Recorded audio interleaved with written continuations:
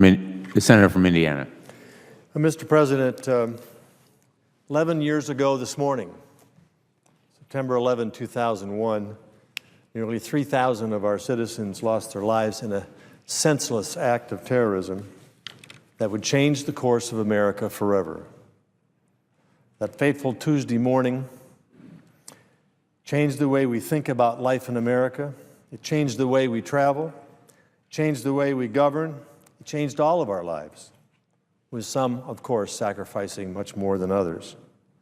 From the first responders that ran into the crumbling buildings and wreckage 11 years ago today, to the Navy SEALs who brought bin Laden to justice, to the thousands of men and women in uniform who continue to defend our freedom, countless Americans and their loved ones have served and sacrificed in the fight against terrorism for now more than a decade.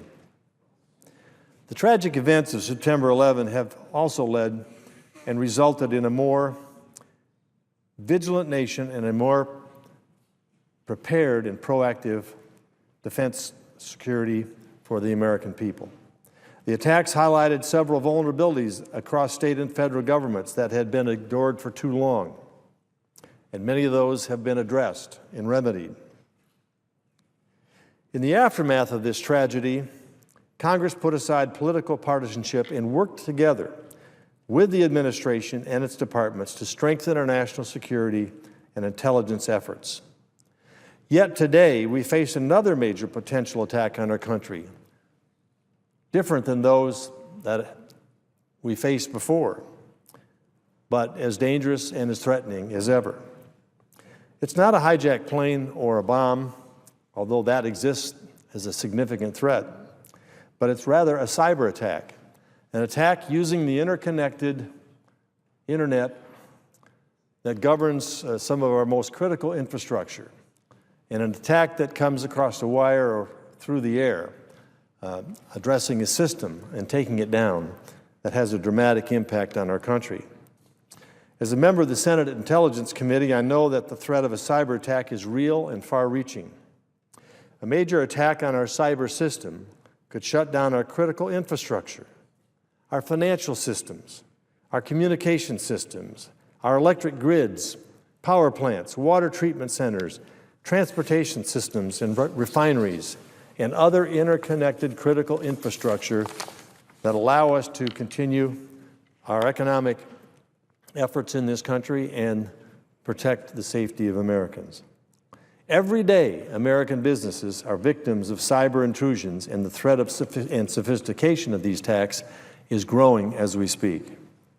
Earlier this year, FBI Director Robert Mueller warned that, and I quote, "The cyber threat will pose the #1 threat to our country in the near future." Now, Mr. President, the reason I came here today, in addition to acknowledging the sacrifice of those that were made on September 11 and the sacrifice that have been made by tens of thousands, if not millions of Americans since then, and the kind of efforts that have been put in place that will hopefully prevent us from such an attack in the future, is to discuss a failure on the part of this Congress to address this most imminent and threatening attack, the cyber attack that I previously mentioned. The week before the August recess, and particularly in an election year, of course, will always be filled with partisanship here in Washington. But we really hit a low point this year in adjourning for the August recess as we rushed to vote on a cyber bill, which I did support, but what did not convey the wishes of many of us who had worked for weeks and months to try to put something together that could gain consensus, bipartisanship, and consensus. I voted for it so that we could pass it on and keep it alive, and so that perhaps over the August recess, and particularly coming back here with this session reopening in September, we could address this threat. With precious few weeks left before the election and precious few weeks left after that before the end of the year, I did not believe we could possibly leave here without putting the protections in place that are necessary to provide adequate defenses against cyber attack on our critical infrastructure. 1/5 of the United States Senate, both Republicans and Democrats, met every day for weeks and months to iron out our differences on this cybersecurity legislation. We recognized that our national security was at stake, and despite some genuine disagreements, we all participated because we thought we could find and had to find common ground. Not just common ground among the two political parties, but common ground between industry and government as well, because industry plays a critical role in this effort. And with the active participation of 20 senators representing both parties in key committees of jurisdiction, we came close. Unfortunately, politics threw a wrench in our plans before a negotiated settlement was reached. I remain hopeful, though, and I plan to keep working with my colleagues to find the right balance between government and industry, standards and incentives, free markets and national security.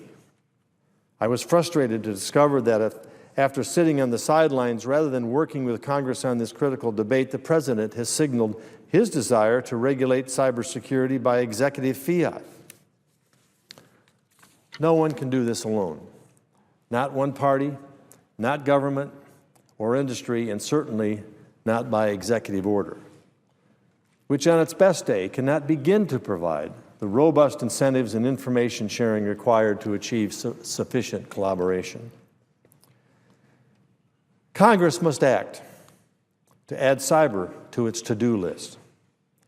I recognize that Congress and this administration have a long list of remaining items to address before the end of the year.